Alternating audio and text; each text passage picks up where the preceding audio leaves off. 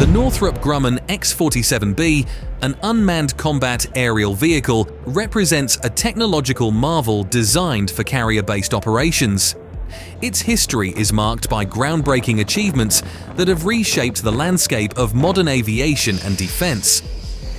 In May of 2013, a historic moment unfolded as the X-47B became the first drone ever to be catapulted off the USS George H.W. Bush aircraft carrier.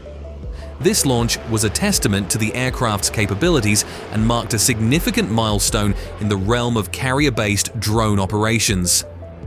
Less than 2 months later, the X-47B achieved another remarkable feat. It performed an arrested landing on the same carrier, making it the world's first ever landing of this kind. This event showcased the UCAV's versatility and its ability to operate in the demanding environment of an aircraft carrier. The X-47B is not just a drone. It's a marvel of engineering that is capable of semi-autonomous and fully autonomous operations.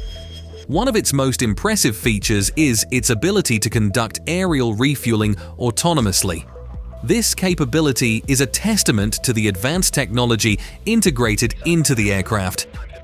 By early 2015, both X-47Bs, affectionately nicknamed Salty Dog 501 and Salty Dog 502, had successfully completed all primary demonstration tasks required of them. These tasks showcased the UCAV's ability to perform a wide range of missions, from launching and landing on carriers to conducting autonomous refueling operations. Initially, it was planned for these groundbreaking aircraft to become museum exhibits, serving as a testament to their historical significance. However, the US Navy made a surprising decision. Instead of retiring them, they opted to maintain the X-47Bs in flying condition.